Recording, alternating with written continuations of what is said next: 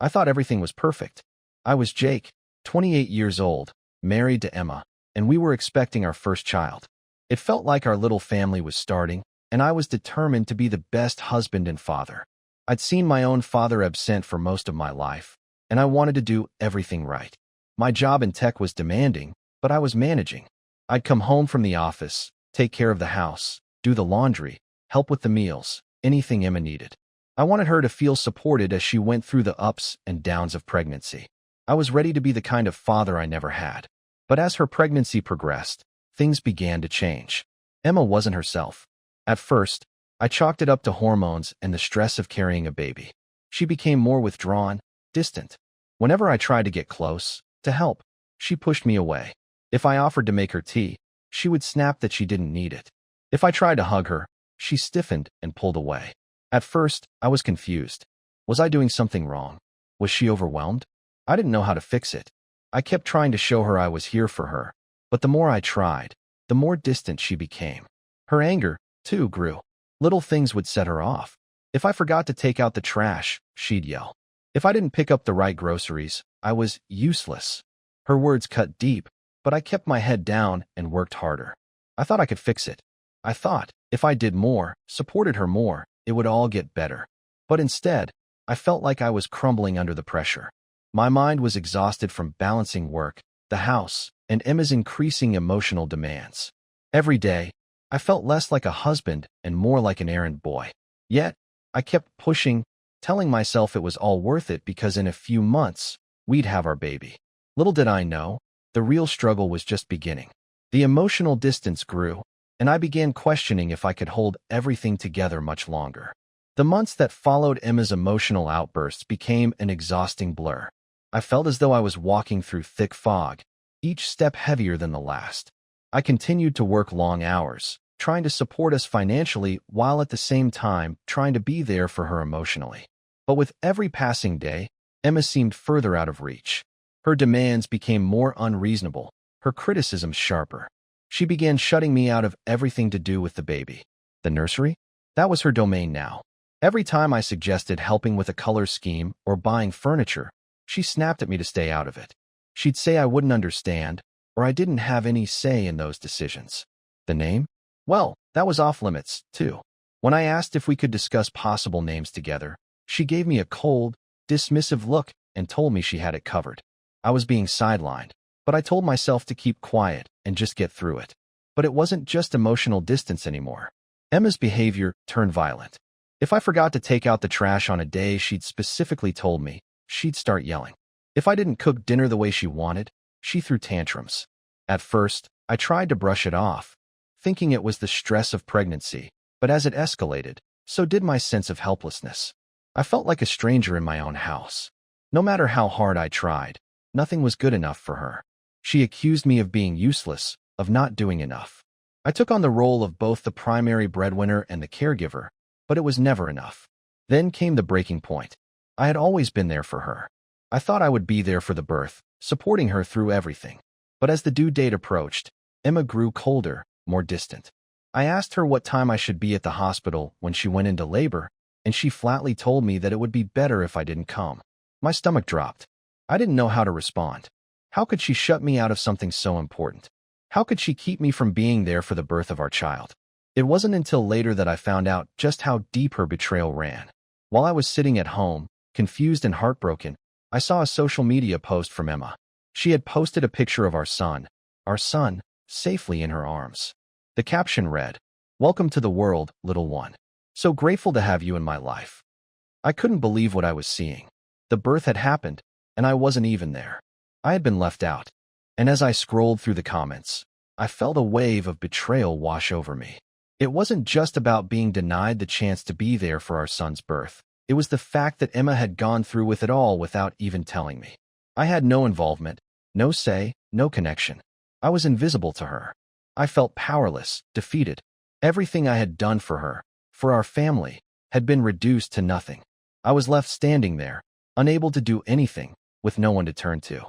The man who had worked tirelessly to create a stable home, to be a loving husband, had been shut out completely. I couldn't help but wonder if the worst part was realizing that Emma had planned it all, leaving me in the dark without a second thought. The pain from Emma's betrayal settled in deep.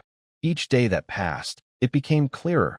My life, my future, and my son's future had been reduced to a battlefield. Emma had pushed me to the edge, and now she was pulling me further away. Her actions had stripped away the trust we once had, and the emptiness of her cruelty weighed heavily on me.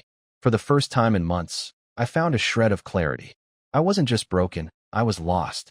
The man I had been in the beginning of our marriage, full of hope and optimism, was no longer here. I felt like I was barely holding myself together, let alone providing for my family. But now, I saw what I needed to do. I wasn't just a husband anymore. I was a father, too. And my first priority had to be protecting my son, even if it meant stepping away from the toxic environment Emma had created.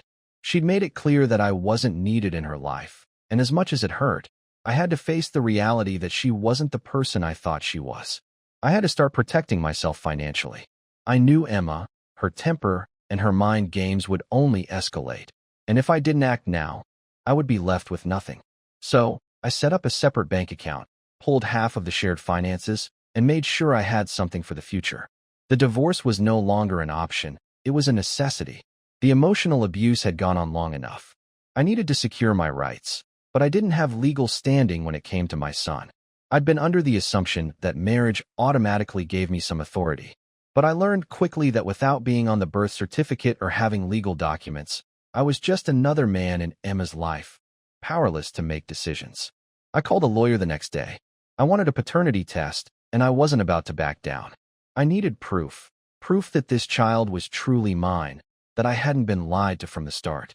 I couldn't shake the feeling that something had been off from the beginning, and I refused to let Emma manipulate me any longer. I wanted legal control, and I was prepared for a long battle. Emma didn't take kindly to my decision.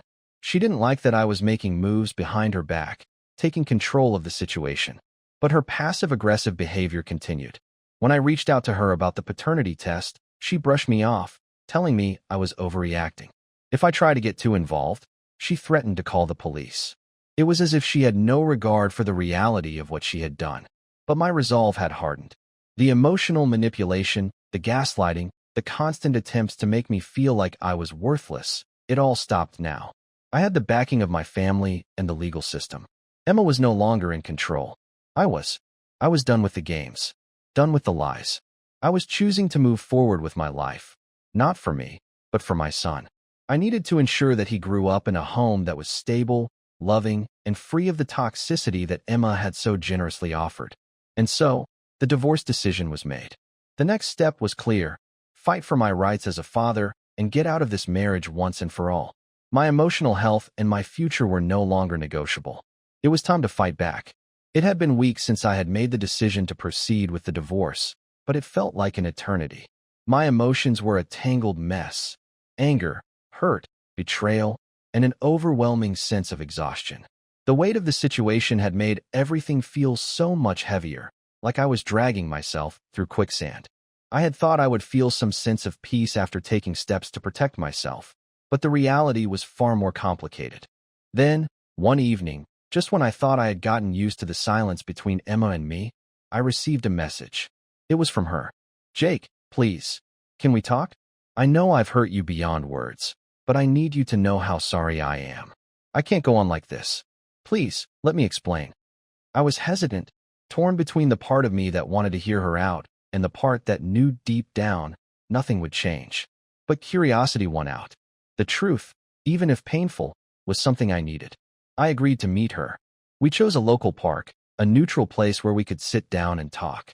I made sure to bring a trusted friend with me, someone who could keep the conversation grounded and, more importantly, protect me from any further emotional manipulation. I couldn't afford to fall into her web again. When I arrived, Emma was already sitting on a bench, her face a mixture of regret and something else, maybe fear. She looked so different than the woman I had married. The woman who once believed in family, in us. This person in front of me. It felt like a stranger. "Jake, I know I've done things that hurt you, and I don't have any excuse," she began, her voice shaky. "But I need you to understand that a lot of this came from my past. I grew up with a father who was never there, and that left me broken. I didn't know how to be what you needed." I looked at her, feeling a surge of frustration. Emma, this isn't about your father. This is about what you've done to me, to our marriage. She nodded, her eyes welling with tears. I know. I was wrong. I've been dealing with my own emotional issues, and I didn't know how to handle them. I pushed you away because I was scared. I didn't know how to ask for help. I had heard enough. So now you're telling me that everything, the way you treated me, the way you isolated me, was because of your childhood? Because you didn't know how to deal with things? That's not good enough, Emma. Her eyes darted to the ground, and she shifted uncomfortably. I know it sounds like an excuse, and I don't want you to feel sorry for me. But I was struggling with postpartum depression too. It clouded my judgment, and I didn't even realize what I was doing until it was too late. I took a deep breath. I needed to keep my emotions in check. The past few months had been a whirlwind of pain, and the last thing I wanted was to fall back into the cycle of sympathy and manipulation that had kept me trapped in this marriage. You're right about one thing, I said slowly. You did hurt me. You took everything from me, my trust, my love, my involvement in our child's life. And I let you. But that stops now. I'm not going to let you use your past or your mental health as an excuse for the way you treated me anymore. Emma's voice cracked as she spoke again. I don't know what to do without you, Jake. I'm so sorry. I need you to understand. I didn't mean to push you away. I love you. I stared at her for a long moment, weighing her words. Something inside me wanted to believe her. Part of me wanted to find a way to forgive her, to fix everything. But I knew it wasn't that simple. There was too much damage, too much betrayal. I'm sorry, Emma, I said softly, the words tasting bitter as they left my mouth. I can't keep living like this. I need to move on. For me, for our son, and I need to protect myself from any more of this. She didn't respond immediately. She just sat there, tears streaming down her face. But I wasn't going to be her savior anymore. The years of trying to fix things, of convincing myself that things would get better, had left me drained. I'm done trying to fix this, Emma, I added. It's over. I stood up, not wanting to waste any more of my life waiting for something that would never come. As I turned to leave, I felt a weight lift off my shoulders. It wasn't a relief born of happiness, but of finality. I knew this wasn't the end of the story. The road ahead would be long, filled with emotional battles and legal fights over custody of my son. But for the first time in months, I felt certain of one thing. I was doing the right thing. I was choosing me. I was choosing my future. And Emma? She would have to face the consequences of her actions, no matter how much she begged for forgiveness. The paternity test results came in a week after our conversation in the park. I had tried to prepare myself for the worst, but when the envelope arrived, it felt like I was looking at a death sentence. I ripped it open, my hands trembling. I didn't even need to look at the results to know the truth. The gut-wrenching ache that had been with me for months intensified, confirming every suspicion I'd ever had. The child wasn't mine. For the first time, I allowed myself to break. I collapsed into a chair, staring at the results in disbelief, the weight of it all crashing down on me. I felt betrayed in a way I never could have imagined. Not just by Emma, but by everything I thought I knew about love, trust, and family. She had lied to me for months, manipulated me with her emotional games, and now I was left holding a shattered illusion of what could have been. I needed answers. I called Emma, my voice hollow cold. We need to talk, I told her. I couldn't even manage to sound angry. I was beyond anger at this point. I was numb, broken. She agreed to meet, and when I saw her, there was no trace of the woman I had once loved. She looked tired, worn down by her own lies, and for a moment, I almost felt sorry for her. But then I remembered how she had made me feel, how she had stripped away my dignity and my place in her life. I couldn't pity her anymore. We sat down in silence. You knew, I said, my voice trembling for the first time in months. You knew all along that the child wasn't mine. Emma looked away, avoiding my gaze. Jake, please. I'm so sorry. I never meant for things to get this far. The words felt empty. There was no remorse, just an attempt to shift the blame, a desperate cry for forgiveness that was too late to be genuine. How long? I asked. How long were you seeing him? Her shoulders slumped, and I saw the tears well up in her eyes. It wasn't like that. I didn't plan for it to happen. It was just a moment of weakness. And when I found out I was pregnant, I panicked. I didn't know how to tell you, so I just kept pretending. Pretending. That was all it was. Everything. Her love, her commitment, Her promises to build a life together, it had all been a lie. I need you to understand, Emma continued, her voice barely above a whisper. I was struggling. My mental health, my past, everything with my mom. It all came crashing down. I didn't know how to deal with it, and I made terrible choices. I let my emotions dictate everything. I had heard enough. So you admit it was a choice. You chose to betray me. Yes, she whispered. I was broken, Jake, and I didn't know how to fix it. I stood up, unable to sit there any longer. You know what hurts the most? I asked, my voice shaking with fury. The fact that you thought you could manipulate me into believing we could fix this. That I would just forgive you, like nothing ever happened. Emma reached out to me, but I pulled away. I loved you, Emma. I really did. But the truth is, I don't even know who you are anymore. She looked at me with desperation in her eyes. Please, Jake. I can't lose you. I know I've messed up, but I'm asking you to forgive me. Please, let's fix this. I took a deep breath, the weight of it all threatening to crush me. It's too late for that. I can't trust you. Not anymore. And I won't let you manipulate me into staying. I need to move on. For my own peace of mind. For the sake of my son. Her face crumpled as she tried to reach out again, but I shook my head. No, Emma. This is over. I turned and walked away, leaving her standing there, alone in her regret. The pain of her betrayal still gnawed at my insides, but I knew I couldn't let her back into my life. Not now, not ever. The truth had been unveiled, and as painful as it was, I knew I was finally free from the chains she had bound me with. Now, I just had to move forward, for my son, for myself, and for the life I deserved. I sat in the sterile conference room, the papers in front of me ready to be signed. The final step toward ending everything with Emma. The divorce wasn't just a legal process. It was a personal reckoning, a final decision to put myself and my son first. I was exhausted, but there was no turning back now. It had been months of emotional turmoil, and I couldn't keep dragging myself through it. The lawyer's voice pulled me back to reality. This is your final opportunity to secure full custody, she said, pointing to the clauses in the divorce paperwork that would guarantee I had primary legal and physical custody of our son. Given the circumstances, it's important to act quickly to protect your rights as a father. I nodded, but the weight of it all was still hard to swallow. I had spent years wanting to build a family, and now I was dismantling one. But every time I thought of Emma's betrayal, of her exclusion of me from our son's birth, I felt my resolve solidify. She hadn't just hurt me. She had hurt the family we were supposed to be. Emma, meanwhile, had her own problems to deal with. Her emotional manipulation continued, but now the truth had begun to surface. She had tried to reach out to my family, playing the victim, hoping they would rally around her. But this time, it was different. My parents, who had been sympathetic to Emma's struggles for so long, finally saw her for what she truly was. The shock on their faces when I told them everything, the emotional abuse, the affair, the manipulation, was enough to convince them. They were horrified. I can't believe she did this to you, my mother said, her voice trembling. We never knew how bad it was. My father, usually the silent one, had become more vocal. You don't deserve this. I'm proud of you for taking control. You're doing the right thing, Jake. Their support was overwhelming, and while it helped ease some of the emotional toll, it didn't make the pain go away. Every conversation with them about the divorce felt like another cut to the heart. But I couldn't afford to stay in that place of sorrow.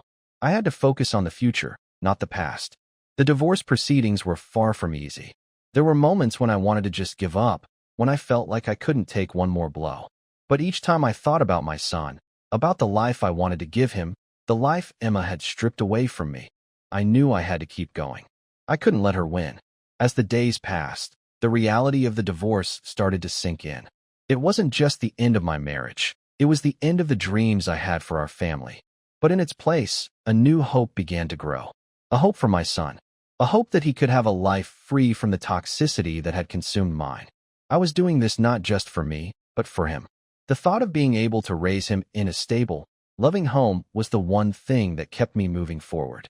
It was going to be a tough road, but it was the right one.